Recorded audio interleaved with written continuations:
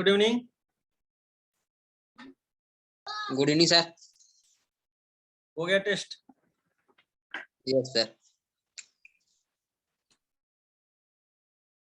कितने सही हुए सबके? पेपर तो आसान था। जी सर। हम्म, जी सर, थोड़ा सही था।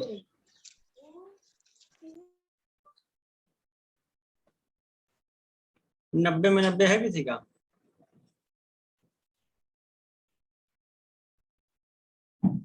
बोलिए। Good evening sir. Good evening जी बोलिए। चलिए 90 आउट ऑफ 90 है किसी का?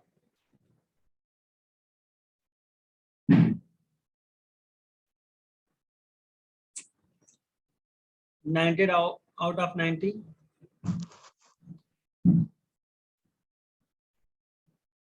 सर अभी रिजल्ट नहीं आया, आंसर की भी नहीं है तो आइडिया नहीं है। अच्छा अच्छा। Good evening sir. Good evening. तो इकोलॉजी में कौन सा चैप्टर खत्म कर दिया था हम लोगों ने? पहला खत्म हो गया था क्या इकोलॉजी का?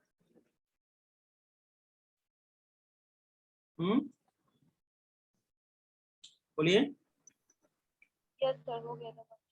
पहला हो गया था। Yes sir. ठीक। सर इको सिस्टम पढ़ा था ना आज। चलिए इकोसिस्टम आता है। अच्छा, एक क्वेश्चन आता है इकोसिस्टम में कि इकोसिस्टम एक तो होता है आपका एक्वेटिक फॉर्म और एक होता है टेरेस्ट्रियल। ये जो जमीन वाला होता है लैंड, और आपका एक्वेटिक मतलब वाटर। साथ ही साथ बेटा आपका टेरेस्ट्रियल में जैसे फॉरेस्ट हो गया, ग्रासलैंड हो गया, डिजर्ट हो गया, ये सब टेरेस्ट्रियल इकोसिस्टम होंगे। Pond, lake, wetland, river, estuary, ये सब आपके एक्वेटिक इकोसिस्टम के होते हैं। और ये क्वेश्चन आ चुका है क्रॉप फील्ड वाला। तो crop fields and aquarium may also be considered as man made ecosystem। एक क्वेश्चन पूछा गया था कि मैन मेड इकोसिस्टम कौन होता है, तो आप क्या बताओगे? क्रॉप फील्ड, एक्वेरियम, गार्डन, ये सब मैन मेड इकोसिस्टम होता है। एक क्वेश्चन और आई थी कि किस प्रकार के इकोसिस्टम में लीस्ट डाइवर्सिटी मिलेगी? Man made. यस, तो ये हो जाएगा मैन मेड इकोसिस्टम में डाइवर्सिटी बहुत कम पाई जाती है। टर्म इकोसिस्टम किसने दिया था? ये भी क्वेश्चन आया था। Edward Wilson. पहला चैप्टर पूरा नहीं हुआ था? नो सर, आधा हुआ था। अच्छा ठीक है, चलो इकोसिस्टम पढ़ लो, अभी उसको भी देख लेंगे। हमको लग रहा है इंटरेक्शन है, उसको भी देख लेते हैं। तो बताइए लीस्ट डाइवर्सिटी कहाँ पाई जाती है? Man made ecosystem sir. Ma'am, term ecosystem किसने दिया था? A G Tansley. डिटेंसले। तो term ecosystem was given by Arthur G Tansley in 1935। 1935। ठीक है, ये याद रहना चाहिए। अब जरा बताओ, अब इकोसिस्टम के बेटा दो इसके एस्पेक्ट होते हैं। एक एस्पेक्ट होता है स्ट्रक्चरल कंपोनेंट और एक होता है फंक्शनल कंपोनेंट। ठीक है ना?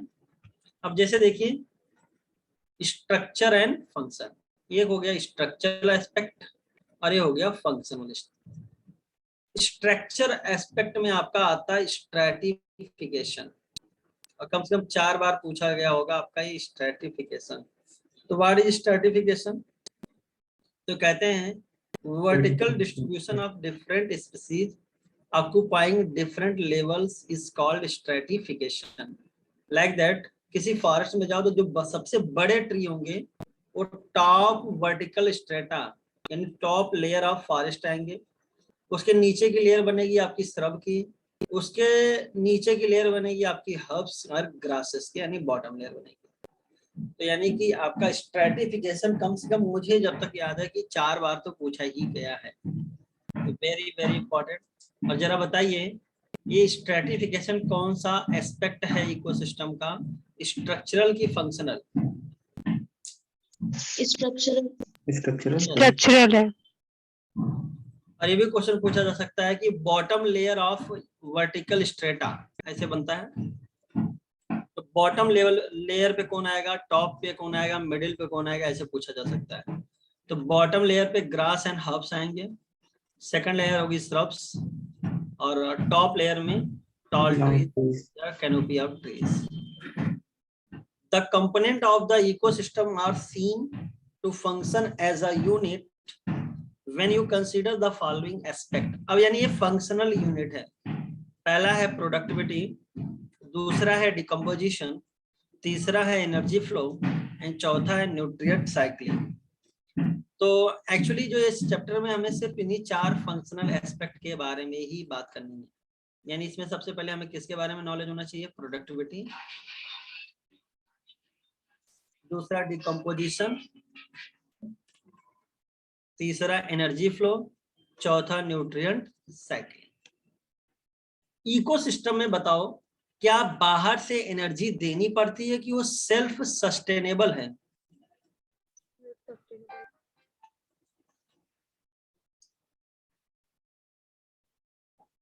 बोलिए.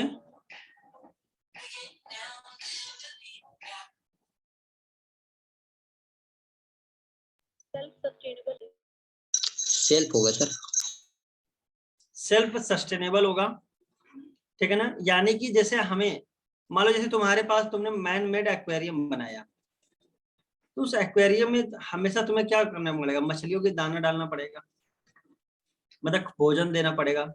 एक पंप लगाना होगा जिससे क्या मिलेगा? ऑक्सीजन मिलेगा. फिर वहां पे लाइट की व्यवस्था बिजली से करोगे. यानी उस एक्वेरियम को आपको चलाने के लिए बाहर से एनर्जी, बाहर से खाना, सब कुछ देना पड़ता है, तब वो चल रहा है. तो man made ecosystem self sustainable नहीं है. लेकिन क्या किसी तालाब में ऐसा करने गए हो आप कि मछलियों को खाना दो? अरे ना दोगे तब भी वो लोग जिंदा रहते हैं. भाई जो मछली आप पालते हो ठीक है, क्या ऐसे क्या जिस मछली में खाना नहीं डाला जाता, चारा नहीं डाला नहीं जाता, क्या वो मछलियां जिंदा नहीं रहती? रहती है. वहाँ प्लांट है, बहुत सारी चीजें. तो कहने का मतलब इकोसिस्टम कैसा होता है? Self sustainable. ये पॉइंट इंपॉर्टेंट है. अब जरा बताइए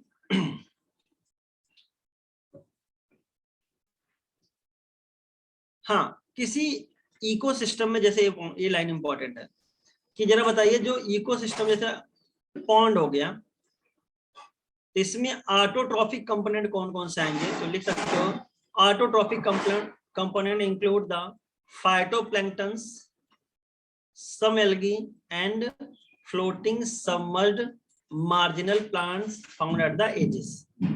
या तो डूबे हुए या तैरते हुए किनारे पे जो एज पे पौधे पाए जाते हैं वो भी कैसे होते हैं? ऑटोट्रॉफिक होते हैं. फाइटोप्लैंक्टन का कोई एग्जांपल बताइए.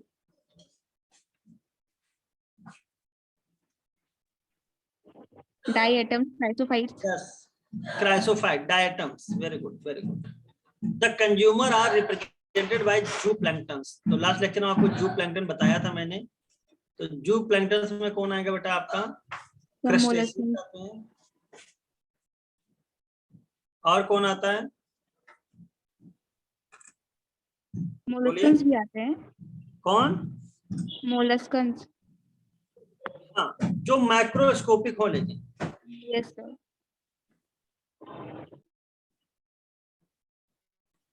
Mollusks. ठीक है ना. अरे उस दिन लिखाया था आप लोगों को जूप्लैंक्टन का एग्जांपल. Yes sir. क्या क्या लिखवाया था?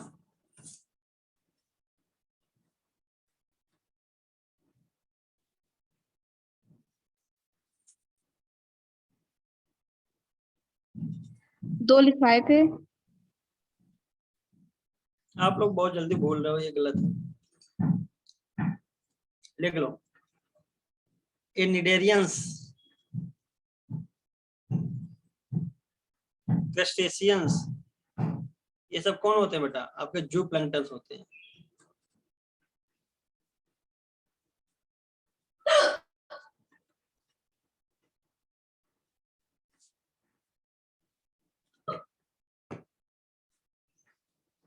डिकम्पोजर कंपोनेंट में कौन आएगा बेटा?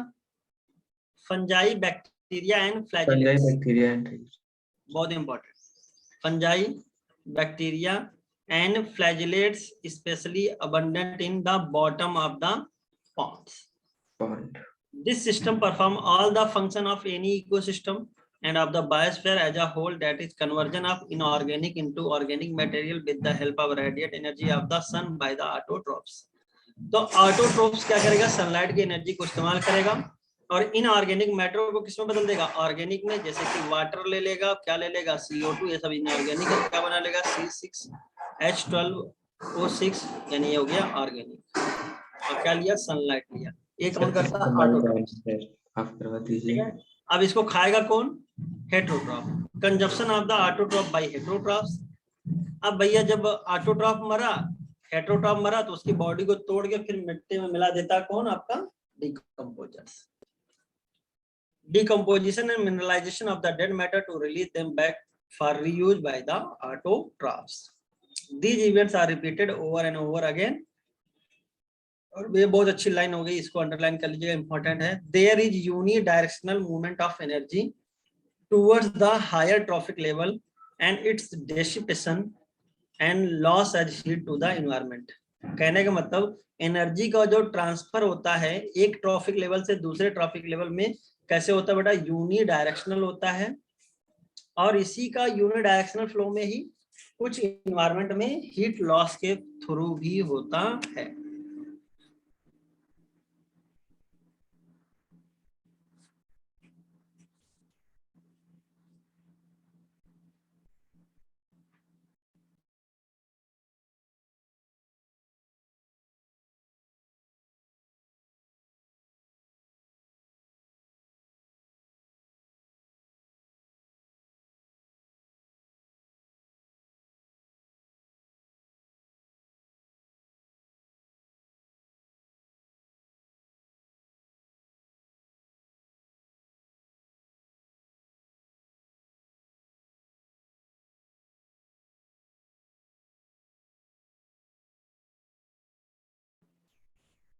प्रोडक्टिविटी। अब भैया डिकम्पोजिशन के लिए सर आपकी आवाज नहीं आ रही थी। आवाज नहीं आ रही थी ना, तो जी हमने सर। कर दिया था। प्रोडक्टिविटी, कैमरा ऑन कर लीजिए सर। नहीं Yes, फैन ऑन sir. कर दिया मैंने। कैमरा कैमरा ऑन कर लीजिए। समझ नहीं आता है सर कि आप चले गए कि हैं। यस सर, इंटरेक्शन बना रहता है ऐसे, हाँ, अच्छा लगता है।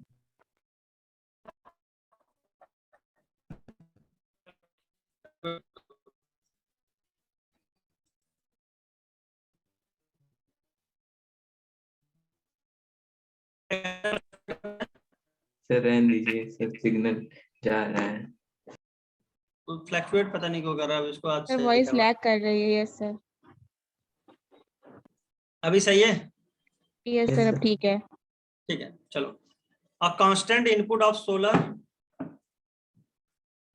A constant input of solar energy is the basic. अब भैया देखो पहला आएगा, हम लोग क्या पढ़ेंगे, प्रोडक्टिविटी पढ़ेंगे। तो जरा बताइए प्रोडक्शन और एक होता है प्रोडक्टिविटी, पहला डिफरेंस तो ये पता होना चाहिए। तो भैया देखो प्रोडक्शन में क्या होता है, पर यूनिट एरिया, या तो मास हो या क्या हो बेटा, एनर्जी। और क्या हो, प्राइमरी प्रोडक्शन मतलब ऑटोट्रॉफ के द्वारा। देखो लिखा है ना, is defined as the amount of biomass और organic matter produced per unit area over a time period. Per unit area over a time period by plants during photosynthesis. It is expressed in terms of weight या energy. तो बेटा production और productivity में एक अंतर ये आएगा कि अगर प्रोडक्टिविटी होगा तो रेट होगा, और रेट हमेशा पर यूनिट टाइम में आता है। ठीक है,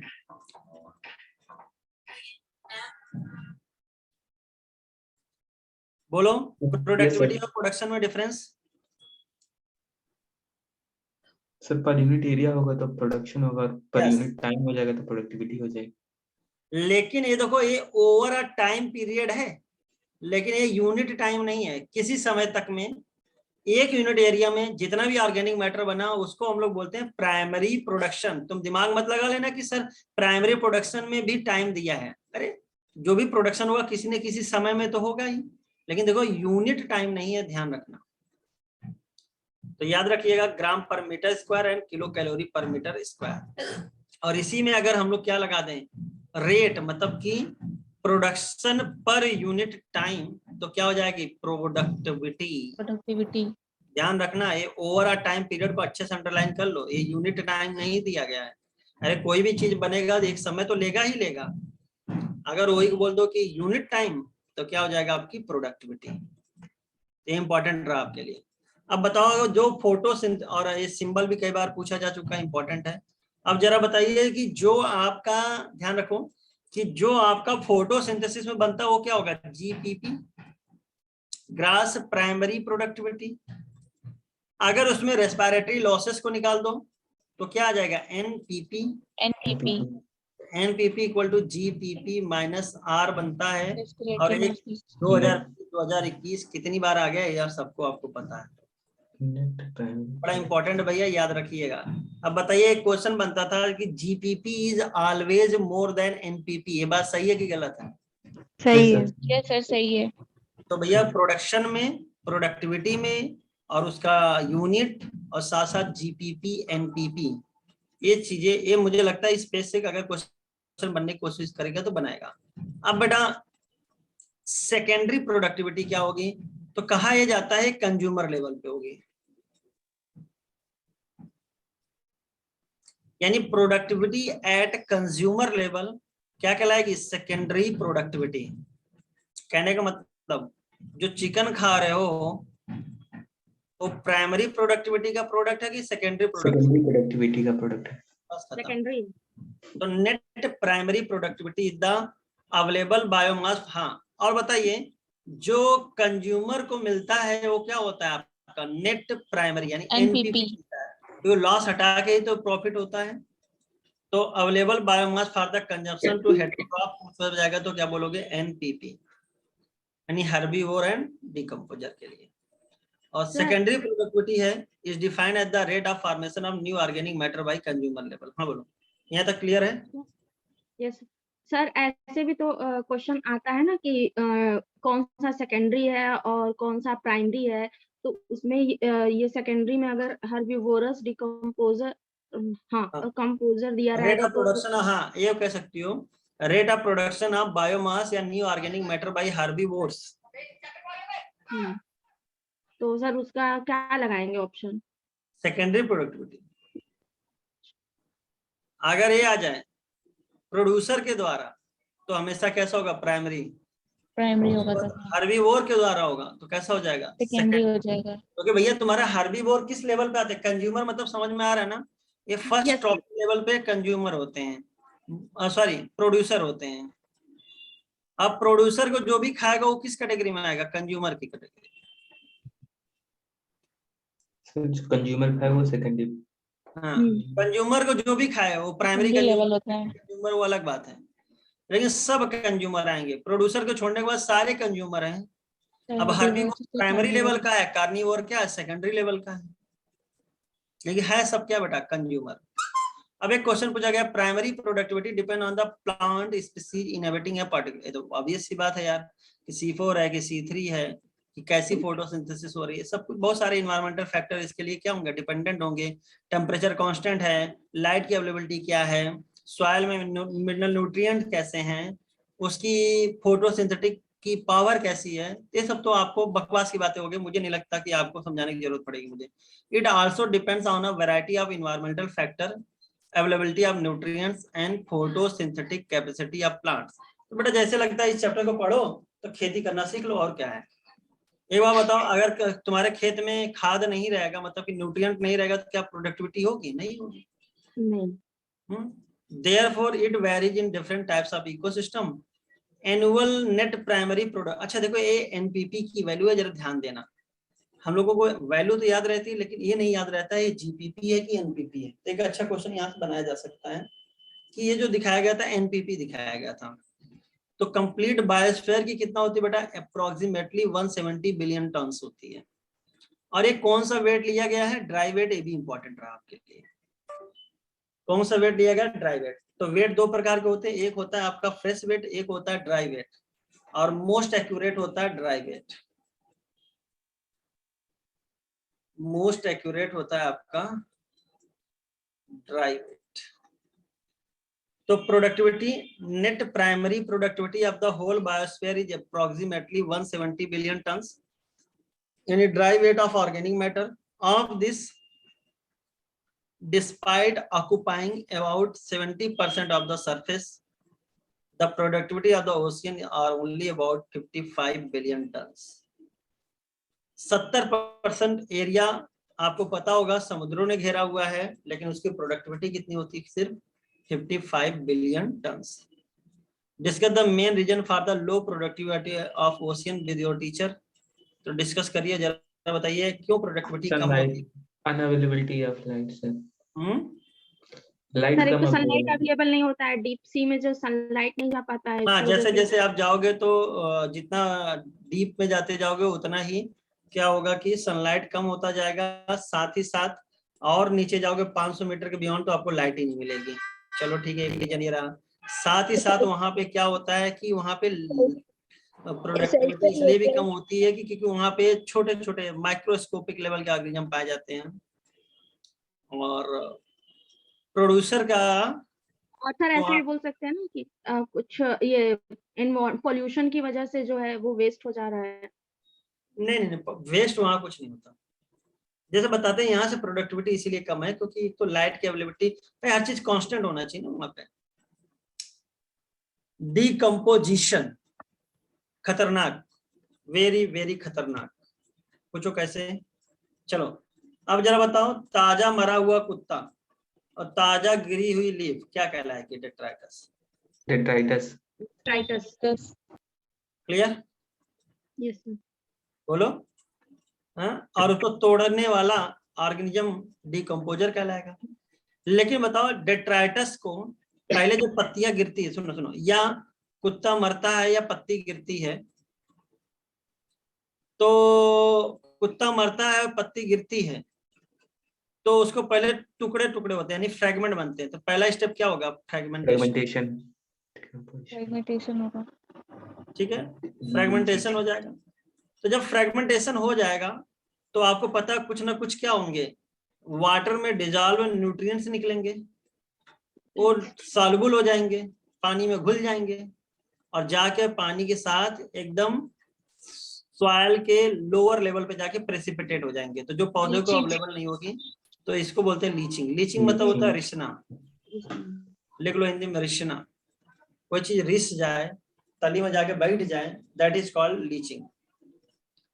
अब इसके बाद जब फ्रेगमेंट बन गए तो सरफेस एरिया ज्यादा बढ़ गया, तब उसका बैक्टीरियल डिग्रेडेशन होगा, that is called catabolism. Metabolic. जब बैक्टीरिया उसको तोड़ देगा तो तोड़ेगा तो क्या निकलेगा उससे? धीरे धीरे मिनरल्स, और जो बचा हुआ मास रहेगा उसको बोलते हैं एमार्फस, ह्यूमस. और ह्यूमस को फिर धीरे धीरे डिकम्पोज करता है, डिकम्पोजिशन, और उससे मिनरल निकलता रहता है, मिनरलाइजेशन. अब इसके बाद सुनो सुनो सुनो सुनो, तुम लोग कहते हो कि सर डिकम्पोजिशन में ह्यूमस बनता है इसलिए इसको बोल देते हैं ह्यूमिफिकेशन. ह्यूमिफिकेशन. एक्चुअली ये बोला जाता है कि यहाँ पे डिकम्पोजिशन बोल दोगे तो लाइन ये गड़बड़ हो जाती है कि आदमी कभी कभी क्या होता है, तुमसे क्वेश्चन पूछा जाता है ना, डिकम्पोजिशन में इंपॉर्टेंट स्टेप क्या होते हैं? तो fragmentation, leaching, catabolism, humification and mineralization. फिर कई लोग ऐसा कहते हैं कि सीक्वेंस में बताओ. तो sir I don't know about any sequence मुझे नहीं पता है, ये सब एक साथ होते हैं. लेकिन अगर हमारा गला पकड़ लोगे तो हम सीक्वेंस ऐसे बोल देंगे कि fragmentation, then leaching, then catabolism, then humification, और लास्ट में मिनरल. धीरे धीरे खाद लगाते हो ना, ऐसे याद कर लो. ह्यूमस खाद है फल्क्रम. तो उसको भेजोगे, धीरे धीरे उससे क्या निकलेगा? न्यूट्रिएंट्स निकलेगा. तो लास्ट स्टेप क्या हो जाएगा? मिनरलाइजेशन. फल्क्रम हो जाएगा इसका. तो भैया एक बात बताओ मुझसे तुम लोग कि क्या ये स्टेप वाइज चलता है कि ये आपका एक साथ चलता है? एक साथ स्टेप वाइज चलता है सर. साइमल्टेनियसली चलता है. भैया अभी तुम लोग को यही गड़बड़ करते हो. देखो ये लाइन पढ़ो. एक It साथ is चलता है. important to फ्रैगमेंटेशन, लीचिंग और कैटाबोलिज्म साइमल्टेनियसली होता है. डायमंड. अरे बेटा इधर देखो, ये देखो क्या सब लिखा है. होता है. It is important to note that all the above step in the decomposition operate simultaneously on detritus. यानी फ्रेगमेंटेशन हो रहा है, तुरंत उससे जैसे टुकड़ा बन रहा है उसी से लीचिंग हो जा रही है, उसी पे बैक्टीरिया भी तोड़ रहा है। तो भैया बताओ, जो ताजा मरा हुआ कुत्ता या ताजा गिरी हुई पत्ती थी उसको फ्रैगमेंट में तोड़ने वाला ऑर्गेनिज्म को क्या बोलोगे? डेट्राइटिवोर। वोर मतलब भक्षण करने वाला, और डेट्राइटस खा रहा है तो क्या बोलोगे? Detritivore. Break down detritus into smaller particles, this process is called fragmentation. क्या कहलाता है बेटा ये प्रोसेस? फ्रैगमेंटेशन कहलाता है।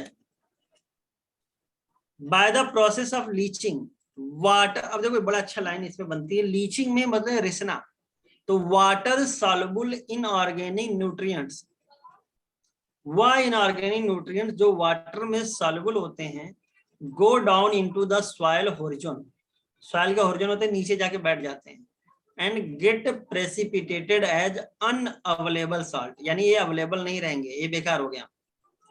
तो वाटर में सॉल्युबल इनऑर्गेनिक वर्ड याद होना चाहिए, ऑर्गेनिक नहीं होगा, इनऑर्गेनिक होगा, और अनअवेलेबल सॉल्ट होगा। और अगर कहीं आ जाए तुम्हारा एंजाइम डिग्रेडेशन वर्ड, हो जाएगा कैटाबोलिज्म, और इसको तोड़ेगा बैक्टीरिया और फंजाई। ये सारे एक साथ चलते हैं। Humification and mineralization also occur during the soil. Humification lead to the accumulation of dark coloured amorphous substance that is called humus. तो ह्यूमस कलर कैसा होता है? डार्क कलर होता है, एमार्फस होता है। कैसा होता है बेटा? एमार्फस होता है, याद रखिएगा। And that is highly resistant to microbial action and undergo decomposition at an extremely slow rate. अरे धीरे धीरे डिकम्पोज होगा तो धीरे धीरे मिनरल निकालता चला जाएगा। Being colloidal in nature, it serve as a reservoir of nutrients. The humus is further degraded by some microbes and release inorganic nutrient occur by the process known as mineralization, यानी कि गोबर की खाद use कर रहे हैं आप उसकी तरह। तो पहला स्टेप अगर हम लोग स्टेप वाइज चले तो fragmentation, leaching, catabolism, humification, mineralization. Humus dark coloured amorphous होता है, एक्सट्रीमली स्लो रेट पे डिकम्पोज होता है, कोलाइडल नेचर का होता है, इसलिए रिजर्वायर ऑफ न्यूट्रिएंट होता है, और ये इनऑर्गेनिक न्यूट्रिएंट बहुत धीरे धीरे माइक्रोब रिलीज करते हैं। इस प्रक्रिया को बोलते हैं मिनरलाइजेशन। अब डिकम्पोजिशन जरा देखो, ठंडी में मरा ताजा कुत्ता ज्यादा दिन तक क्या रहेगा? उसकी बॉडी ऐसे पड़ी रहेगी, यानी डिकम्पोजिशन रेट क्या होगा? वेरी स्लो हो जाएगा। ठीक है। लेकिन गर्मी में ताजा मरा कुत्ता 3 दिन में, 4 दिन, 5 दिन में गायब हो जाएगा, पोजीशन फास्ट हो जाएगा। डिकम्पोजिशन उसका फास्ट है। तो यानी टेम्परेचर, लो टेम्परेचर पे डिकम्पोजिशन स्लो होता है, हाई टेम्परेचर पे डिकम्पोजिशन फास्ट होता है। फिर क्वेश्चन पूछेगा क्या सर टेम्परेचर ही हाई होना चाहिए कि वार्म भी होना चाहिए? वार्म के साथ साथ ह्यूमिड प्लेस भी होना चाहिए। तो कहते हैं वार्म एंड ह्यूमिड दोनों होना चाहिए। वार्म के Aerobic भी साथ होना साथ चाहिए। ह्यूमिडिटी भी, यानी वाटर भी रहना चाहिए, नहीं तो नमी नहीं रहेगा तो वहां पे ऑर्गेनिज्म कैसे ग्रो करेगा।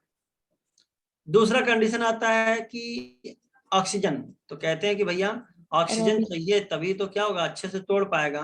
तो ऑक्सीजन रहेगा तो डिकम्पोजिशन फास्ट होगा, और ऑक्सीजन नहीं रहेगा तो डिकम्पोजिशन बहुत स्लो होगा, तो ह्यूमस ढेर सारा बन के पड़ा रहेगा। ठीक है। दूसरी चीज है ताजा मरा कुत्ता और ताजा गिरी लकड़ी का टुकड़ा बड़ा सा। अब बताओ जल्दी कौन खत्म होगा, लकड़ी का टुकड़ा कि ताजा मरा कुत्ता? ताजा वाला ताजा मरा कुत्ता। इसका मतलब कि बेटा आपका लिग्निन था लकड़ी में, क्या था? लिग्निन था। काइटिन होता है तुम्हारा फंजाई वगैरह में। तो लिग्निफाइड एंड काइटिनाइज्ड चीजें जो होती हैं वो बहुत धीरे रेट पे डिकम्पोज होती हैं, जबकि शुगर वाले और नाइट्रोजन रिच वाले हाई रेट पे डिकम्पोज होते हैं। ये सब क्वेश्चन यहाँ पे पूरा लिखा हुआ है, तो याद रखना, ये बड़ा इंपॉर्टेंट है। और देखो ये वर्ड लिखा, whereas low temperature and anaerobiosis, मतलब कि एनारोबिक कंडीशन डिकम्पोजिशन को क्या करेगा? इनहिबिट करेगा, तो ऑर्गेनिक मटेरियल यानी ह्यूमस ढेर सारा बन जाएगा। तो ये बगल में ऐसे चाहो तो वार एक चाहो तो बना सकते हो कि डिकम्पोजिशन स्लो एंड फास्टर या क्विकर, उसी में एक कंडीशन लिख सकते हो। एक कंडीशन में क्लाइमेटिक कंडीशन आती है और एक कंडीशन में आती है chemical composition of detritus. Sir ये चैप्टर एक बार पढ़ा चुके हैं ना, दोबारा पढ़ा रहे हैं? नहीं हमने पढ़ाया नहीं था, रैपिड फायर हुआ था, हमने रैपिड फायर करा खाली दिया था। पूछा। नहीं सर, आप स्टार्टिंग में इसको पढ़ा चुके हैं। हाँ? हाँ सर, हम लोग पढ़े नहीं सर, हैं नहीं पढ़े स्टार्टिंग हैं। में जब बैच हम स्टार्ट हुआ लोग तो था। नहीं पढ़े, तो जब चलो आप फर्स्ट, ठीक है यार, पढ़े हो नहीं पढ़े हो कोई हम बात लोग नहीं नहीं, पढ़े हैं लेकिन। नो सर, ठीक है ठीक है ठीक है, लड़ो मत। ये जो रैपिड बताए फायर हैं लिया था आपने सर एक दिन। हाँ बेटा सर, बोलो। आप ये जो बताए हैं ये प्रोसेस साइमल्टेनियसली होगी, स्टेप बाय स्टेप हो, अरे हाँ बता चुके हैं। रैपिड फायर में बताया था लगातार सर। होगी। नहीं तो हमने अरे ठीक है, रैपिड फायर में हमने असल बात, हम जब तेज पढ़ाते हैं तो उसमें उन्हीं सब पॉइंट को तुमको बोलेंगे जो तुम्हारे क्वेश्चन, मतलब देखो तुम लोग को ऐसा नहीं है कि आगे का पेज याद नहीं होगा, याद होगा, लेकिन मेरा काम क्या है कि उस चीज को ज्यादा फोकस कराना जिसमें आपको थोड़ी सी डाउट होगा बस। अरे सर, अभी इस चैप्टर को हम लोग आपसे कई बार पढ़ेंगे, हाँ अभी कई बार पढ़ेंगे इस चैप्टर को सर, आप रिवीजन अभी और करवाएंगे। हाँ, एनर्जी फ्लो। सर एक चीज बता दीजिए सर, आपने ये बोला था साइमल्टेनियसली अगर नहीं होगा, आपने अभी क्वेश्चन किया था कि स्टेप बाय स्टेप होगा या लगातार होगा, तो क्या करेंगे फिर हम लोग? स्टेप बाय अरे स्टेप बेटा, तुमसे ऐसा क्वेश्चन थोड़ी ना पूछा जाए, जैसे मान लो पूछ लिया तुमसे क्वेश्चन, नहीं, डिकम्पोजिशन साइमल्टेनियसली के वर्ड स्टेप्स नहीं क्या लाया। होंगे, सीक्वेंसली उसको अरेंज करिए, तो क्या उससे कहने जाओगे सुनो तुमने क्वेश्चन गलत बनाया है, साइमल्टेनियस होता है। नहीं तो मैं वही सब पूछ रही हूँ कि अगर वो दोनों साइमल्टेनियस में सही नहीं कौन दिया सा होगा? रहेगा तो क्या करेंगे फिर? तो वो जो स्टेप बताया था तुम्हें अभी यहाँ पे लिखा तो है क्या, हाँ, केमिस्ट्री का कहाँ गया? लीचिंग, ऊपर लिखा। कैटाबॉलिज्म और फ्रेगमेंटेशन, ये तीन ऊपर से ये साइमल्टेनियस तीन होते हैं। और वो दोनों तो बाद में होते हैं ना। ऑब्वियस सी बात है, ह्यूमस बनेगा तो मतलब ह्यूमिफिकेशन, और सबसे लास्ट में क्या होगा, उससे धीरे धीरे मिनरल निकलेगा, तो क्या बोलोगे, मिनरलाइजेशन। बाद में ही होगा। ठीक है, ठीक है सर। Energy flow. पार को हम लोग क्या बोलते हैं, फोटोसिंथेसिस, एक्टिव रेडिएशन। रेडिएशन, यानी इसमें क्या आता है, विबग्योर। रेडिएशन 400 से 700 700 नैनोमीटर। नैनोमीटर। और बेटा ये टोटल इंसिडेंट सनलाइट का कितना परसेंट होता है, 50%। अगर मैं आपको फिजिक्स आप लोग को याद होगी, गामा रेंज, इससे भी पहले आती है कॉस्मिक रेंज।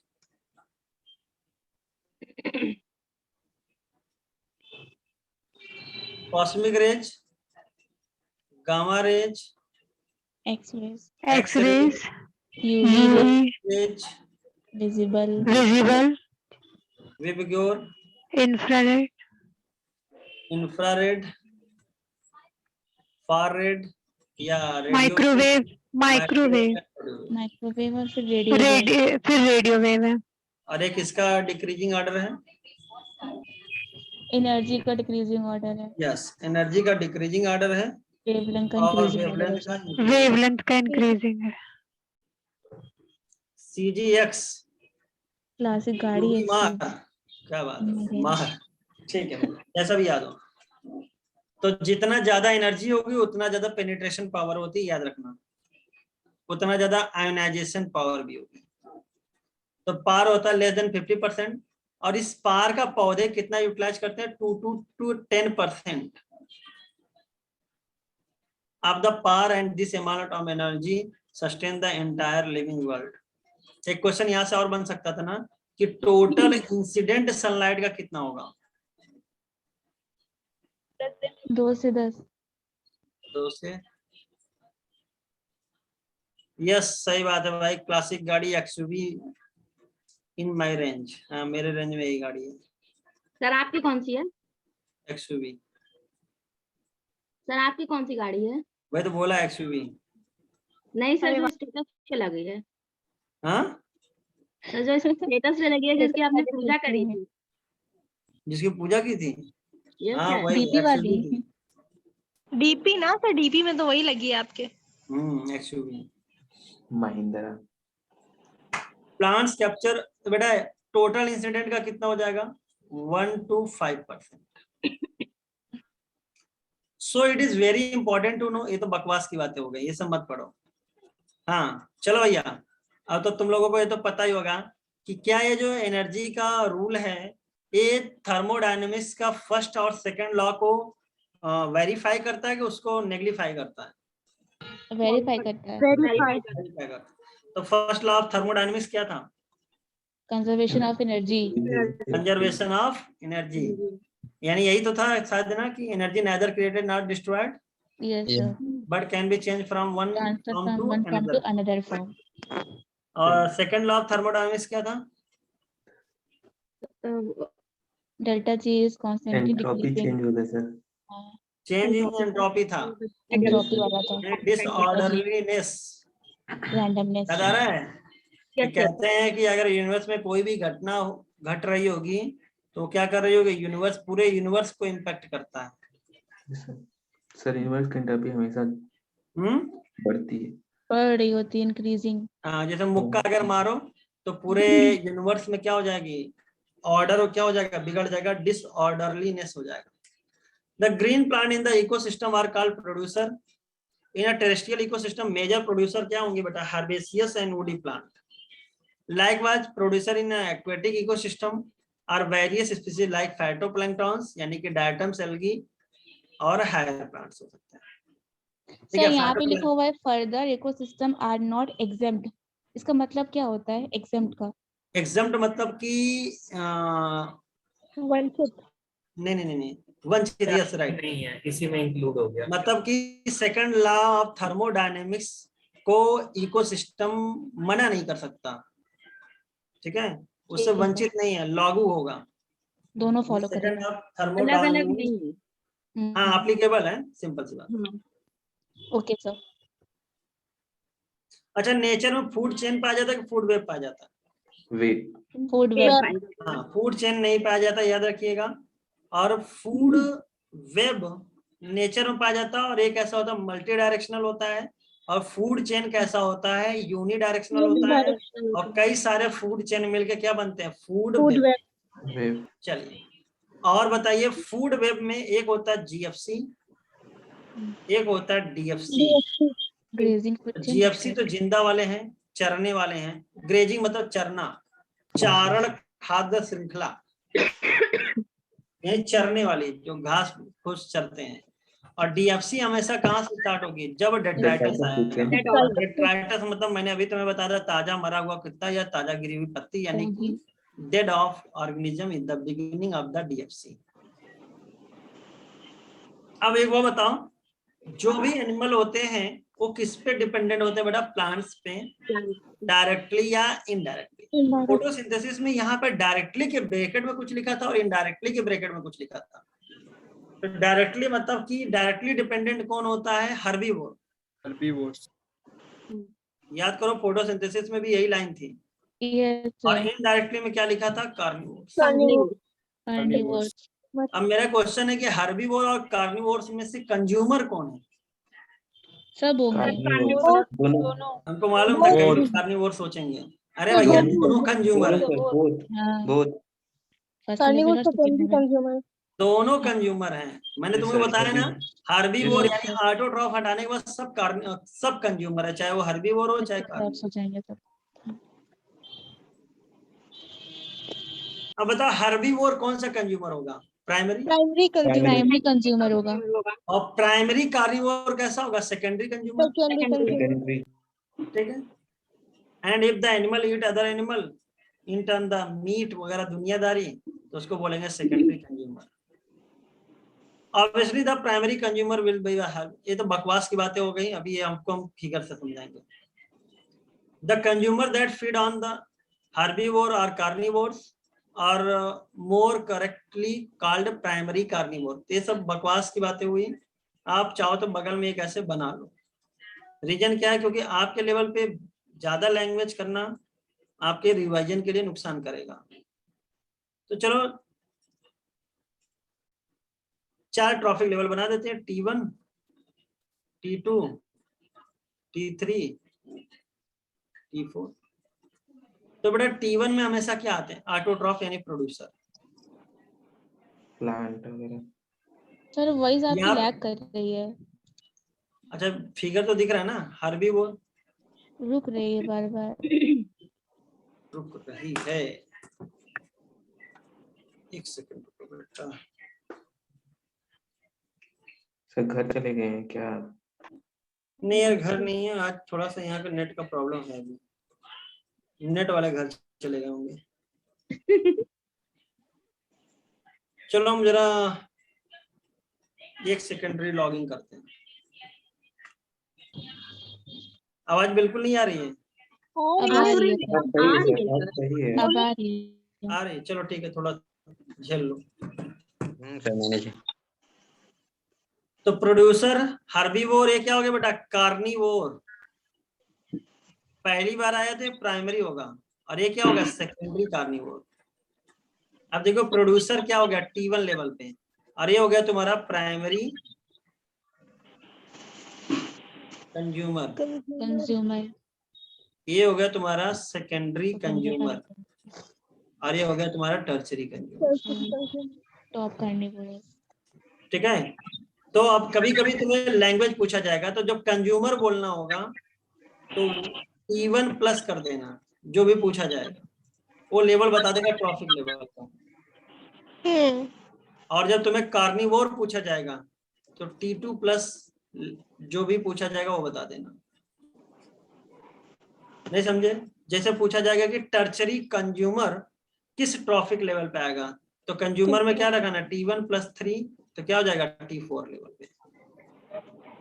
या तुमसे क्वेश्चन पूछा जाएगा कि सेकेंडरी कार्निवोर किस ट्रॉफिक लेवल पे आएगा, तो यहाँ पे 2 लगा दोगे तो T4 लेवल। देखो दोनों T4 पे, तो तुरंत पता करने के लिए आपको बनाना पड़ेगा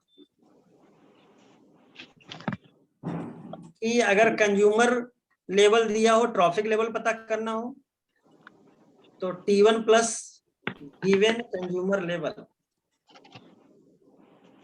अच्छा, अगर मान लो तुमको मैंने बोला T4 पे किस लेवल का कंज्यूमर आएगा, तो क्या कर दोगे? -1, क्या आ जाएगा? तो समझ रहे हो ना मैं क्या कहना चाह रहा हूँ? तो बना लो ऐसे फार्मूला। जी पर फार्मूला बोल दीजिए सर। सर बता फार्मूला बोल दीजिए दीजिए। Sir formula. अच्छा लिख लो, टू फाइंड ट्रॉफिक लेवल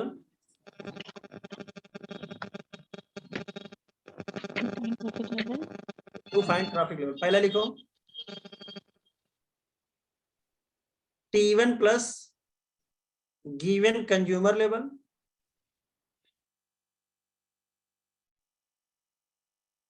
दूसरा लिखो T2 plus given carnivore level. और प्रोड्यूसर और हर्बीवोर का लेवल हमेशा फिक्स होता है, प्रोड्यूसर हमेशा T1 और हर्बीवोर हमेशा T2। तो चलो मैं तुमको एक क्वेश्चन देता हूँ, देखें तुम लोग लगा पाते हो कि नहीं। दूसरा तो वाला मैंने फार्मूला बताया, सर? हाँ दूसरा वाला दूसरा वाला क्या है? T2 प्लस 2, मतलब जी second minus T1 one producer, T2 क्या है? T2 हर्बीवोर है। चलो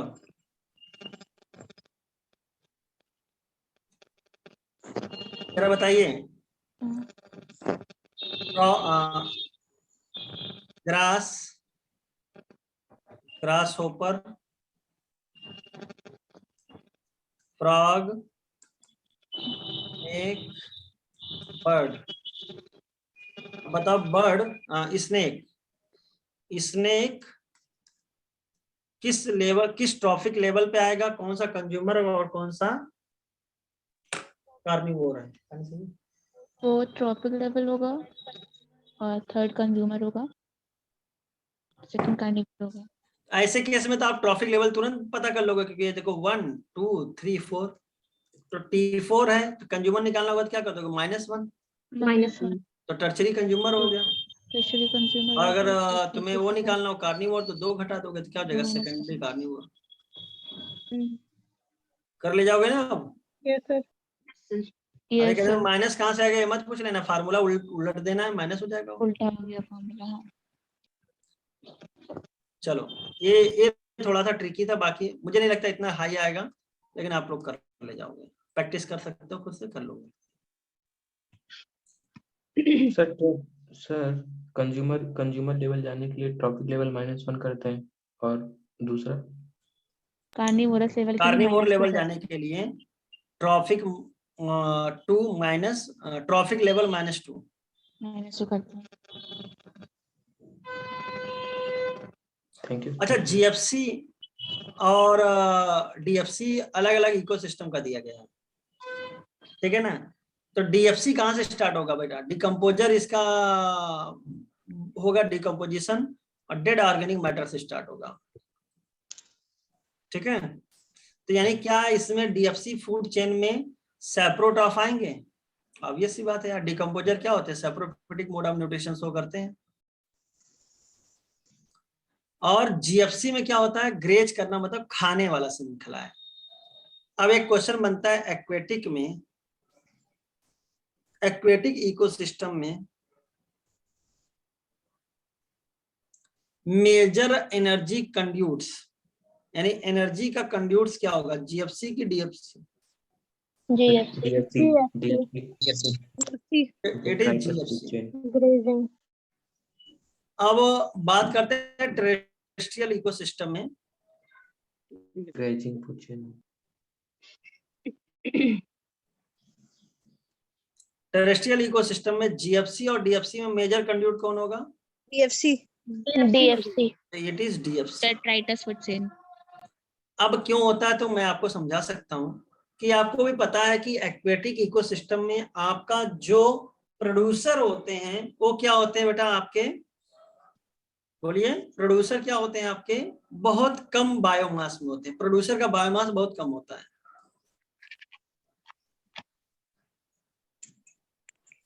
मतलब उसका वेट ज्यादा नहीं होता। अरे अब डायटम सेल्गी का वजन कितना होगा जरा बताओ? तो जो मछलियां, प्लैंकटन, फाइटोप्लैंकटन होता है, सब निपटा डालते हैं उन लोगों को, ठीक है। इसका कहने का मतलब उनका जो डेड रिमेन कम बचता है। तो मेजर कंड्यूट ऑफ एनर्जी क्या हो जाएगी? जीएफसी। अब बता, प्लांट वगैरह देखो, बड़े बड़े पेड़ पौधे देखो, तो पेड़ पौधे का चरा ज्यादा जाता है कि उसकी बॉडी ज्यादा बचती है?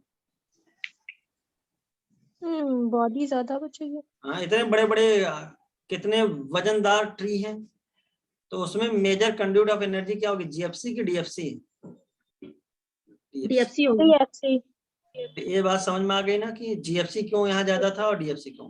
क्योंकि यहाँ पे डेड एंड रिमेनिंग पार्ट कम बचते हैं और यहाँ पे ज्यादा बचता है।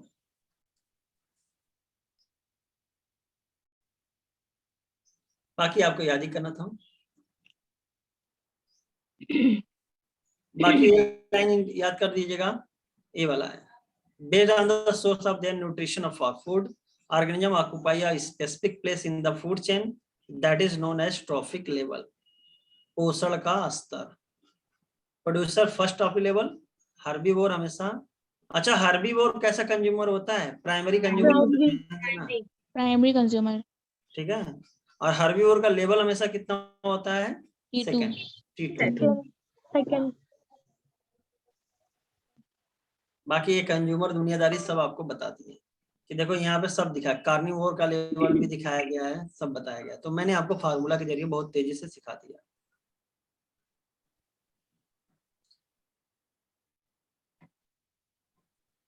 हाँ, when any organism die, it is converted to detritus or dead biomass that serve as an energy source for the decomposition.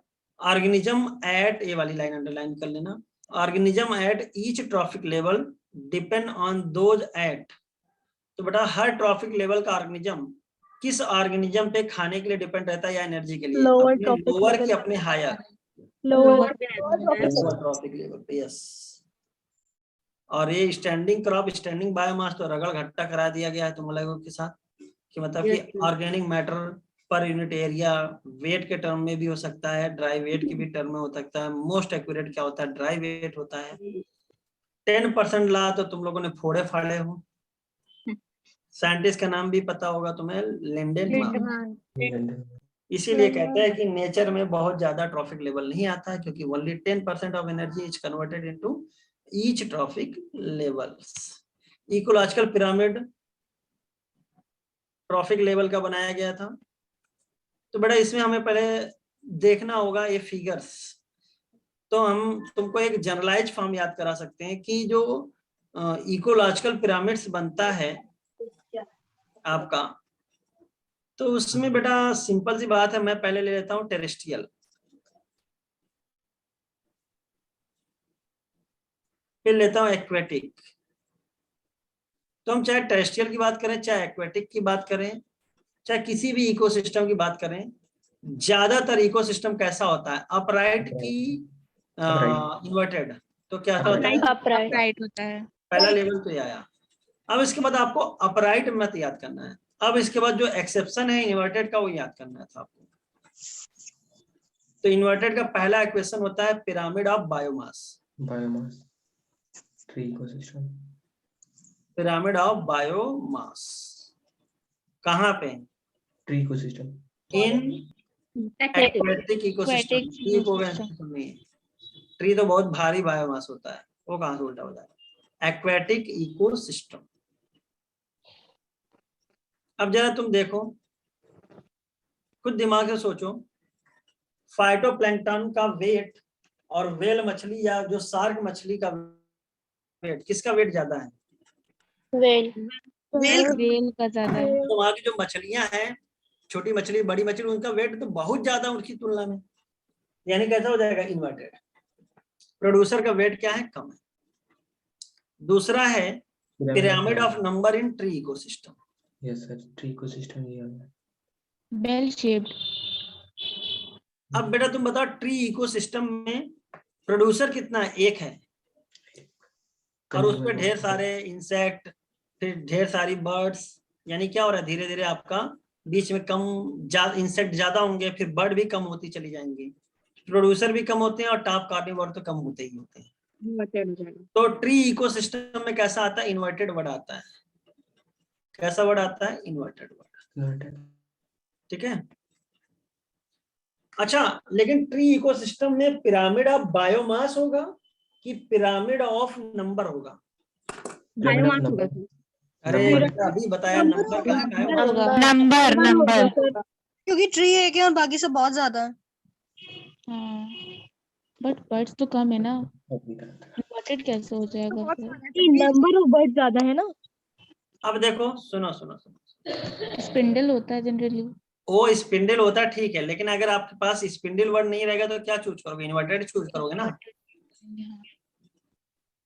अब जरा एक अपने दिमाग लगा के बताओ तुम लोग, सुनो, लेते पिरामिड ऑफ बायोमास। अब बताओ, ट्री का अगर पिरामिड ऑफ बायोमास होता तो इन्वर्टेड कैसे होता है? ट्री का वेट देख लो, उस पर रहने वाले बर्ड और एनिमल का वेट देखो, किसका वेट ज्यादा होगा? ट्री का। ट्री का ज्यादा होगा। ट्री का ज्यादा होगा। ट्री का वेट ज्यादा होने का मतलब आपका कैसा होगा? इन्वर्टेड की अपराइट? अपराइट होगा। अपराइट होगा बायोमास। राइट होगा। भैया पिरामिड नहीं देखो क्या तुम लोग? देखा है। ये बताओ, जो मैंने पिरामिड बनाया है कैसा बनाया है? उल्टा कि सीधा? अपराइट बना है। और इवन मतलब प्रोड्यूसर अपराइट बनाया है, और इसी को उलट दो इन्वर्टेड। और लेकिन ये कौन सा लेवल होगा? T1। T1 यानी प्रोड्यूसर देखना है तुम्हें बेस को। तो pyramid of biomass in aquatic ecosystem and pyramid of number in tree ecosystem कैसा होता है बेटा? इन्वर्टेड होता है। ये बात आप लोगों को याद रहेगी। Yes sir. तो बस खत्म, बचा क्या रहेगा? और कौन ऑलवेज अपराइट होता है? एनर्जी। पिरामिड ऑफ एनर्जी, क्योंकि कितना परसेंट ट्रांसफर होता है? ओनली 10%। 10%। तो देखो, एक नंबर का है, एक वेट का है, और देखो ये आपका एक्वेटिक इकोसिस्टम का दिखाया गया है पिरामिड ऑफ बायोमास, और ये हो गया पिरामिड ऑफ एनर्जी। तो देखो कितना परसेंट ट्रांसफर हो रहा है? 10%। 10%। लेकिन सनलाइट का कितना जा रहा है? 1%। अरे तो अभी पार का कितना था? याद ही होगा, पार का था 2 से 10%। 2 से 10%। तो टोटल इंसिडेंट सनलाइट का क्या होगा? 1 से 10%, 1 से 5%, 1% गया। ये भी देख, ये बना लेना 1%। बाकी मैंने देखो तुम्हें ये लाइन बता दिया था। हाँ, एक क्वेश्चन, एक ऑर्गेनिज्म एक समय में एक ट्रॉफिक लेवल को ऑक्युपाई करेगा कि एक से ज्यादा? एक से ज्यादा। जैसे कि तुम हो, तुमने एक रोटी का कोर लिया, उसमें चिकन मिला लिया। अब एक ही समय में तुम क्या हो, हर्बीवोर भी हो और क्या हो, कार्निवोर भी। और उसके बाद एक चिड़िया थी, उसने क्या खाया, सीड तुरंत खाया, इंसेक्ट, क्या हो गई, कार्निवोर भी और हर्बीवोर भी। ये सब चीजें तो तुम लोग को सोच के भी कर सकते थे। Can you work out how many trophic level human being function at in a food chain. तो हम लोग तो भैया हमेशा क्या आएंगे, कंज्यूमर लेवल पे होंगे। तो T2 से लेके T3 T4 किसी लेवल पे भी हम लोग आ सकते हैं। हम लोग तो शैतान है, कुछ भी कर सकते हैं। In most ecosystem all the pyramid of number, energy and biomass are upright. यानी प्रोड्यूसर कम होगा, नंबर और बायोमास ज्यादा होगा तो अपराइट, और कम होगा तो इन्वर्टेड। एक्सेप्शन वाला मैंने अभी आपको बता दिया, pyramid of biomass in sea and pyramid of number in tree. और ये लाइन हो गई, pyramid of energy is always upright. लेकिन बेटवा एक चीज बड़ा गड़बड़ है कि जो पिरामिड था इसमें किसको वैरियता नहीं दी गई थी। मतलब ये क्या था, डिकम्पोजर को बेचारे कोई वैल्यू नहीं दी गई। चलो ठीक है। और साथ ही साथ ये जो इकोसिस्टम, ये जो पिरामिड था, ये बेटा आपका किसको अकोमोडेट करता था, फूड चेन की फूड वेब, फूड चेन को। फूड चेन, फूड वेब, ये इसका लिमिटेशन था। ठीक है। और जरा बताओ, किसी भी इकोसिस्टम को सस्टेन रहने के लिए, चलायमान रहने के लिए, आपका प्रोड्यूसर, डिकम्पोजर और कंज्यूमर, इनमें से किसको हटा दोगे तब भी आपका इकोसिस्टम चलता रहेगा। कंज्यूमर्स को। कंज्यूमर, किसको हटा दोगे, कंज्यूमर। कंज्यूमर तो फालतू में बीच में चला आया, उसकी कोई जरूरत नहीं थी। सर, हाँ बेटा। सर इसमें जो सेकंड लाइन लिखी हुई है, however से it does not account take into account, sir ये क्लियर कर दीजिए। यस सर, ये वाली How line there are of ecological pyramid such as it does not take into account the same species belonging to two or more trophic level, यानी food web की बात कर रहा है। ठीक है ना। तो पहली बात तो इकोलॉजिकल पिरामिड क्या मानता है कि T1 पे जो ऑर्गेनिज्म आया, जैसे फ्रॉग हमने मान लिया, तो फ्रॉग को हम क्या मानेंगे, अगर फ्रॉग आ रहा है T3 लेवल पे तो मतलब वो T3 लेवल पे ही रहेगा। ये नहीं कहेंगे T2 पे भी है, T3 पे भी, एक ही लेवल मामलेट करता है। ठीक है। जबकि आपको पता है फ्रॉग ने अगर ग्रास खाया तो कौन सा लेवल पाएगा, हर्बीवोर वाले पे, और फ्रॉग ने अगर इंसेक्ट खाया तो किस लेवल पे आ जाएगा आपका, कार्निवोर लेवल पे।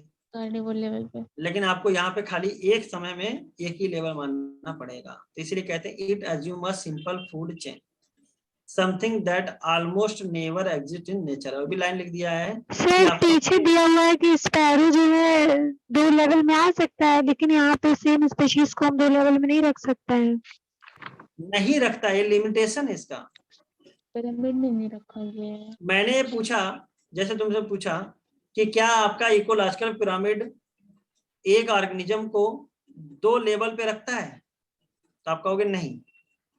क्या एक ऑर्गेनिज्म 2 ट्रॉफिक लेवल को बिलोंग कर सकता है एक समय पे, आप कहोगे यस ये बिलोंग कर सकता है। लेकिन आपका इकोलॉजिकल पिरामिड उसको कंसीडर नहीं कर रहा है, ये बता रहा है। वो जो लैंग्वेज ली थी वो कर सकता है कि नहीं कर सकता, ये पूछा गया है। Okay sir.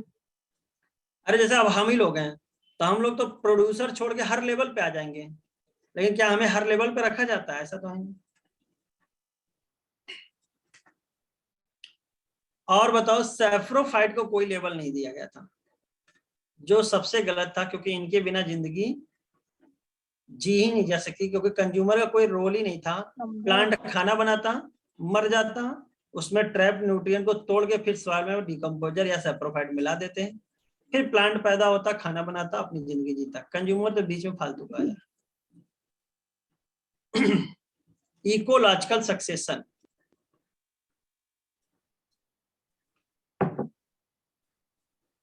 पहले बताओ ये जो सक्सेशन होता है ये स्लो होता है कि फास्ट होता है? स्लो होता है। स्लो होता है। रैंडम होता है कि ऑर्डरली एंड सीक्वेंशियल होता है? ऑर्डरली होता है। ऑर्डरली एंड सीक्वेंशियल जैसे जैसे फिजिकल इन्वायरमेंट चेंज होगा वैसे वैसे उसी के पैरेलल आपका जो बायोटिक कम्युनिटी होगी वो भी चेंज होती जाएगी, और धीरे धीरे जो लास्ट कम्युनिटी आएगी वो नेचर के साथ इक्विलिब्रियम में रहेगी। 100% इक्विलिब्रियम नहीं, near equilibrium, that is called climax community. तो अभी तुम्हारे आसपास जो कम्युनिटी है वो कौन सी कम्युनिटी है? Climax. Climax. A gradual and fairly predictable changes in the species composition of a given area is called ecological succession। धीरे धीरे ज्यादा कुछ हद तक आप बता भी सकते हो कि कौन कौन से स्पीसीज कब आएंगे। किसी एरिया में जो चेंज हो रहा है इसको बोलेंगे इकोलॉजिकल सक्सेशन। और कहते हैं किसी एक एरिया में गिवन टाइम में जितने भी कम्युनिटी आई हैं उनको कलेक्टिवली हम लोग क्या बोलते हैं? Sural. The entire sequence of community that successively change in a given area are called seer। Sir हाँ बेटा, इसमें ब्रैकेट में एस क्यों लगाया? ये प्लूरल और सिंगुलर के फॉर्म के लिए लगाया है? हाँ हाँ। द इंडिविजुअल ट्रांजिशनल कम्युनिटीज, अब उसमें जो अलग अलग कम्युनिटीज होंगी एक एक करके, तो उसको हम लोग क्या बोलेंगे? सीरल या सीरल स्टेज या सीरल कम्युनिटीज। जैसे इसमें देख लेते हैं, एक सक्सेशन है, तो फाइटोप्लैंक्टन से लेके ये जो आपका ट्री यानी फॉरेस्ट आया है, ये पूरा इंटायर सीक्वेंस क्या कहलाएगा? आपका सीयर। और जो इंडिविजुअल स्टेजेस हैं ये सब ABCD, ये क्या कहलाएंगे? Seral stage serial community stage या सीरल कम्युनिटीज।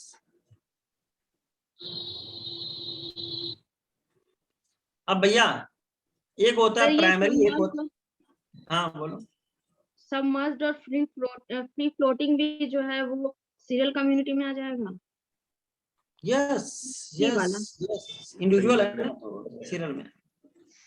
अब जरा बताओ भैया कि एक होता है प्राइमरी सक्सेशन, एक होता है सेकेंडरी, कौन स्लो होगा? प्राइमरी वाला। प्राइमरी। ये तो स्लो होती हैं, प्राइमरी इम्यून रिस्पांस हो या प्राइमरी सक्सेशन। सेकेंडरी क्या होगी? फास्ट होगी, कंपैरेटिवली फास्ट। और अगर प्राइमरी की बात करते हैं तो प्राइमरी वहां पे आएगा जहां पे कभी कोई सक्सेशन ना हुआ हो, और सेकेंडरी वहां पे आएगी जहां पे एक बार सक्सेशन हो चुका है। तो देखो लिखा है,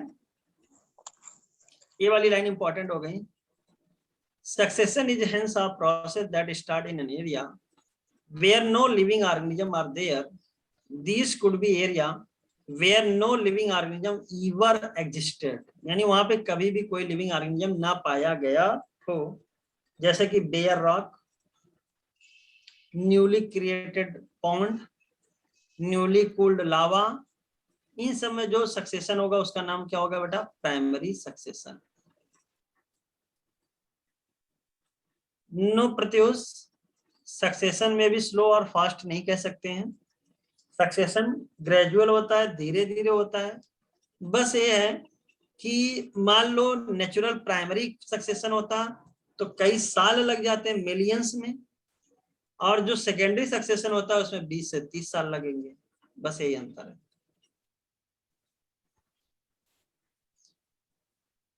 आप कहोगे सर कि क्यों एक सक्सेशन में मिलियंस ईयर लग रहा है, एक में तो आप कह रहे हो कि 20 से 30 साल। अगर हम लोग आ गए ह्यूमंस, और मान लो हम लोग नहीं आए तो 100 साल 200 साल। तो इसका रीजन ये है बेटा कि प्राइमरी सक्सेशन में सबसे ज्यादा समय लगता है आपका सॉइल फॉर्मेशन में, मिट्टी बनाने में। सॉइल फॉर्मेशन में सबसे ज्यादा टाइम लगता है, more time and more money. पैसा भी इसी में ज्यादा लगता है, 50%। ठीक है, तो the former is called primary succession while the latter is termed secondary succession. ये सब तो आपको पता ही होगा, एग्जांपल सबको याद ही होगा कि newly created pond, reservoir, bare rock, lava, इन सब में primary succession. Deforested area,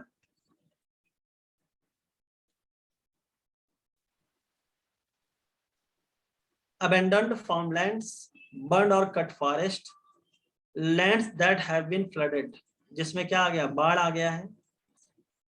Since some soil or sediment is present, succession is faster than primary. Primary से fast होगा. तो वहां पे सॉइल पहले से ही था, इसलिए क्या हो गया, फास्ट हो गया. अब मेरा एक क्वेश्चन है, ये मैंने आपको ऐसे बताया है. तो cutting down of trees of forest क्या कहलाएगा, डिफॉरेस्टेशन. दोबारा कटेड मतलब जहां पे फॉरेस्ट को हटा दिया गया था, वहां पे दोबारा फॉरेस्ट लगाना क्या कहलाएगा, रिफॉरेस्टेशन.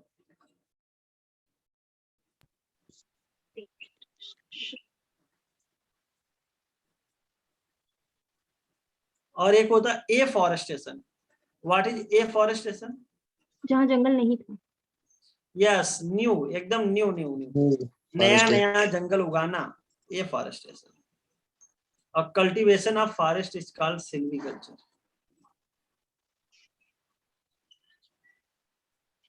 ठीक है. सेकेंडरी प्राइमरी के कंपेयर में फास्ट होता है, बट अगर क्वेश्चन आया कि सक्सेशन कैन बी फास्ट और सेशन अगर पूछा जाएगा सिंपली, सेकेंडरी प्राइमरी नहीं लिखा तो स्लो. ओके. स्लो वर्ड भी नहीं आता उसमें, ग्रेजुअल सिक्वेंशियल पूरा वर्ड आएगा आपका. अच्छा, पानी में होगा तो क्या बोलोगे, हाइड्राज. जीरोफिटिक कंडीशन में होगा तो जीराज. और दोनों एक क्लाइमेक्स कम्युनिटी पहुंचेगी, उसका क्या नाम होगा, मिजाज. ना ज्यादा सूखा ना ज्यादा. neither too hot neither too dry. पहली बार जो स्पीसीज आएगी वो पायनियर स्पीसीज होगी.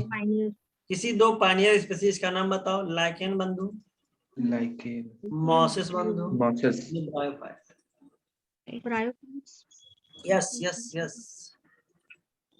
प्राइमरी सक्सेशन अगर वाटर में होगा तो pioneers are the small phytoplanktons which are replaced with time by rooted submerged. तो इसका फार्मूला खुशी जी भी लिख देंगी. खुशी लिख दो. पहले सुनो कैसे लिखती हो, लिखो. भूल गई तो फिर समझो. तुम देख के बताओ कुछ भी. लिख दो, टाइप कर दो. तो which are replaced with time by rooted submerged plants, rooted floating angiosperm followed by free floating, then reed swamp, marsh meadow, scrub and finally tree. तो सबसे पहले क्या आएगा बेटा, फाइटोप्लैंक्टन. उसके बाद आएगा रूटेड सबमर्ज्ड. उसके बाद आएगा रूटेड फ्री फ्लोटिंग. उसके बाद फ्री फ्लोटिंग, फिर रीड स्वार्म, स्क्रब, मार्श मेडो, फाइनली ट्रीज. याद रहेगा. देखो भैया, फाइटोप्लैंक्टन, फिर रूटेड डूबा हुआ, रूटेड तैरता हुआ, फ्री तैरता हुआ, read swarm, Marsh Medo, scrub and tree. ये वेरी वेरी इंपॉर्टेंट. तुम्हारे हो सकता है एनसीईआरटी में चेंज भी हो सकता है, इसको चेंज कर लेना. यहाँ पे अगर बहुत पुरानी एनसीईआरटी होगी तो करेक्शन होगा. नहीं, सही है, यही है. यही है जो याद करने के. हाँ, सर फॉर्मूला बता दीजिए. फार्मूला खुशी लिखी नहीं तुम? हाँ नहीं सर लिख रही हूँ, एक मिनट सर, टाइप कर रही हूँ. सुन लो. In secondary succession, the species that invade depend on the condition of the soil. अब सेकेंडरी सक्सेशन में कौन सी स्पीसीज आ रही है, कैसा कंडीशन है सॉइल की, वो देखना होगा. उसकी अवेलेबिलिटी कैसी है, और वहां पे पहले से ही कौन से वेजिटेटिव प्रोपेग्यूल प्रेजेंट थे. मान लो पौधा जल गया और राइजोम रहा होगा किसी पौधे का, तो राइजोम नहीं जला, राइजोम से फिर नई नई कोपलें निकल आई, यानी नया पौधा बन गया. Since soil is already there, the rate of succession is much faster and hence climax is also reached more quickly. तो सेकेंडरी सक्सेशन में एक बार हो चुका है, इस वजह से बेटा आपका क्या होगा, क्लाइमेक्स कम्युनिटी बहुत जल्दी आ जाएगी. What is important to understand is that succession, particularly primary, is very slow process. तो अगर प्राइमरी सेकेंडरी करके पूछेगा तो आंसर इसके अकॉर्डिंग करना, बट अगर सिंपल सा सक्सेशन पूछेगा तो that is slow process, taking may be thousands of years. ये तुम्हारा देखो फाइटोप्लैंक्टन है, रूटेड सबमर्ज्ड है, रूटेड फ्लोटिंग, फिर free floating, read swarm, Mars midday, scrub and forest. Marks क्या है? न्यूट्रिएंट साइक्लिंग, किसी भी एक समय पे किसी भी सॉइल में एक गिवन समय पे जो भी अमाउंट ऑफ न्यूट्रिएंट्स होगा, जैसे कि carbon, nitrogen, phosphorus, calcium etcetera, इसको हम लोग क्या बोलेंगे बेटा? Standing state. इस चैप्टर में स्टैंडिंग स्टेट और स्टैंडिंग क्रॉप बड़ा इंपॉर्टेंट रहा, ठीक है। और अलग अलग इकोसिस्टम में ये अलग अलग होता है। तो भैया ये देख सुन लो, ये देख लो फार्मूला भेजा उसने। पहले सुनो यानी फाइटोप्लैंक्टन, उसके बाद सुनो मतलब सबमर्ज प्लांट। सबमर्ज में दोनों कैटेगरी आती है, ठीक है। सबनेट में पहले आएगी रूटेड, फिर फ्री, फिर रटो। रटो में रीड स्वार्म, मस्त, मार्क, मार्स मिडो, स्कोर करके मतलब स्क्रब, फन मतलब फॉरेस्ट। वैसे आपको याद हो जाएगा phytoplankton, rooted, submerge, rooted floating, free floating, ठीक है। उसके बाद आपका आता है read swarm, Mars मिडो, scrub and forest. एक दो बार प्रैक्टिस करिए, हो जाएगा। वैसे आपको बस ये सीक्वेंस इसलिए याद करना होगा क्योंकि कभी कभी फॉलोड बाय पूछ लेता है। थैंक यू खुशी भाई। स्टैंडिंग स्टेट याद होना चाहिए। न्यूट्रिएंट साइक्लिंग में बेटा एक होता है, दूसरा नाम पूछा जाता है, क्या बताओगे? बायोजियोकेमिकल। बायोजियोकेमिकल साइकिल, ठीक है। क्या बोलते बेटा? बायोजियोकेमिकल साइकिल, ठीक है। एक वो लड़की आती थी, स्नेहा नाम था उसका, कोई जानता है उसको? Yes sir.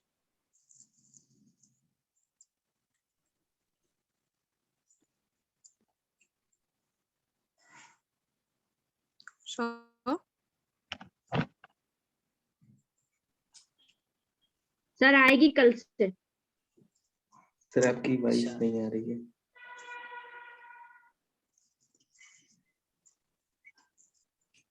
चलो ठीक है। अब बेटा एक बात बताओ मुझे, तुम सर आपकी वॉइस लैग कर रही है। अब नहीं लैग कर रही होगी ना? हेलो, सर गायब ही हो गई थी।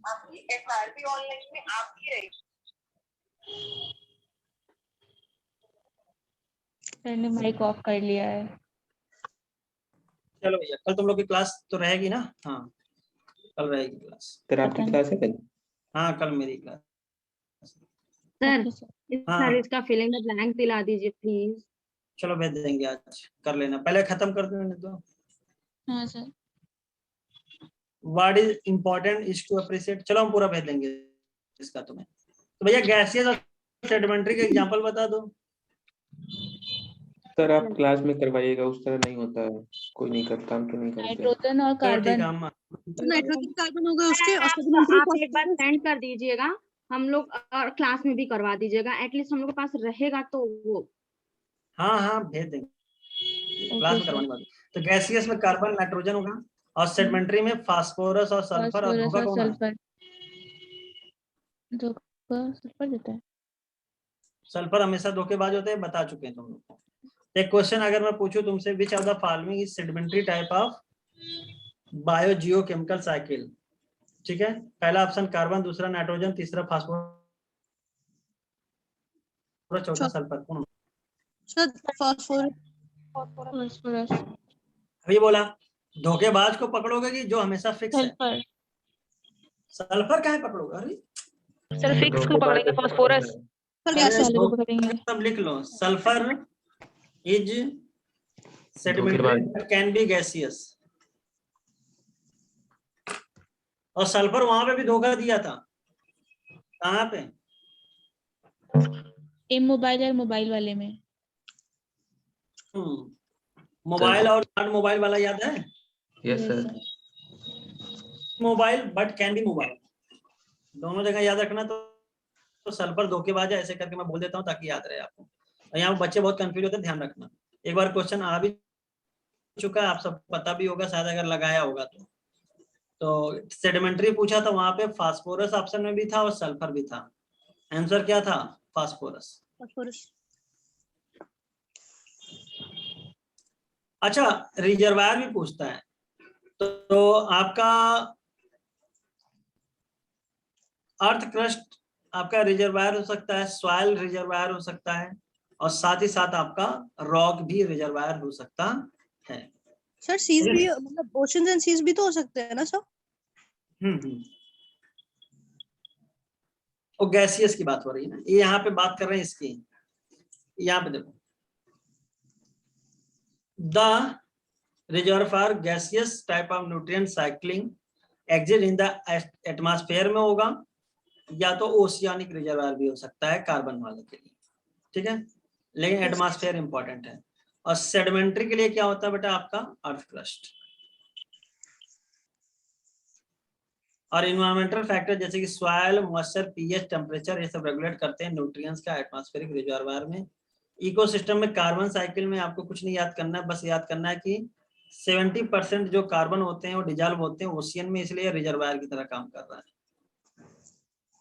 लेकिन एक्चुअली आप कार्बन डाइऑक्साइड ओशन से लेते हो कि एटमॉस्फेयर से लेते हो? एटमॉस्फेयर से। एटमॉस्फेयर, इसलिए वहां पे जनरल बात लिख दी। हमारे लिविंग बॉडी में ड्राई वेट कार्बन कितना होता है? 49%।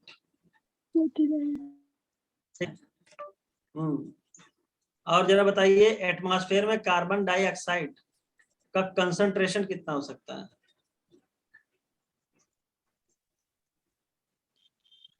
तो 0.05 से ज्यादा होता है प्लांट्स के लिए, 0.03 से 0.4 होता है। 0.03, 0.4 0.04 एंड 0.05, ये तो याद ही होगा, यानी लेस देन 1%, यानी अबाउट 1%। ये डाटा अलग है। जो टोटल ग्लोबल कार्बन है उसका एटमॉस्फेयर में कितना होता है? सिर्फ 1% होता है। ये डाटा अलग चीज है, वो डाटा अलग चीज है। बताओ, टोटल कार्बन डाइऑक्साइड का जो फिक्सेशन होता था कितना होता था? 4 × 10⁻13 kg of carbon is fixed annually. अब एक बार बताओ, प्लांट ने तो फिक्स कर दिया, यानी प्लांट का फायदा हो गया कि ये CO2 के लेवल को मेंटेन करते हैं। लेकिन आपको पता है CO2 का लेवल तो बढ़ाने के लिए आप लोग लकड़ी जलाते हो, आप लोग गाड़ी चलाते हो, बहुत सारी चीजें करते हो, उससे भी CO2 का लेवल बढ़ता है। तो इम्पोर्टेंट रहा combustion, global warming, fossil fuel, volcanic activity, ये सब भी CO2 निकालता। ये चैप्टर हम लोग जब वो पढ़ेंगे आपका एनवायरमेंटल इशू, तो वहां से देख लेंगे। फास्फोरस साइकिल में रिजर्वायर क्या होगा? आपका रॉक। और फास्फोरस को किस फॉर्म में हम लोग कंटेन करता है? फास्फोरस या फास्फेट के फॉर्म में, ये भी याद कर लेना। Yes sir.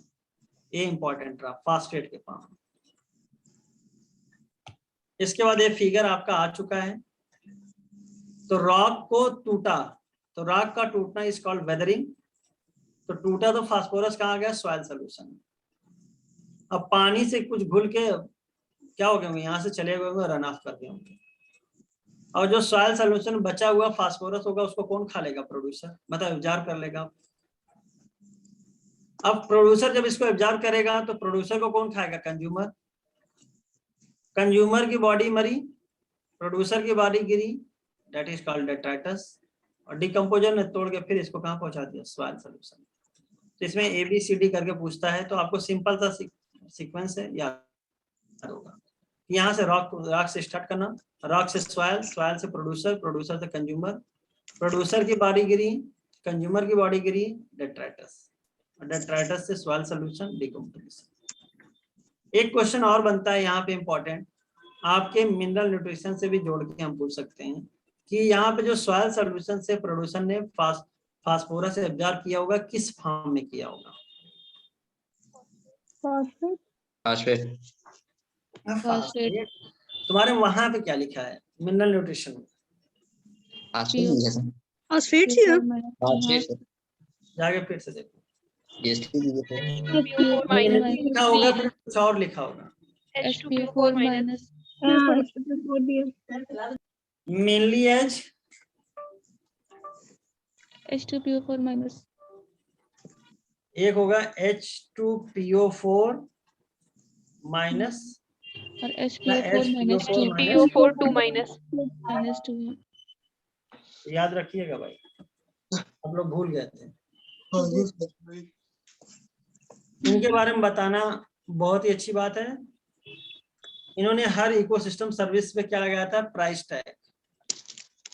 नाम क्या था, रॉबर्ट कॉन्स्टेंजा। Robert Constanza.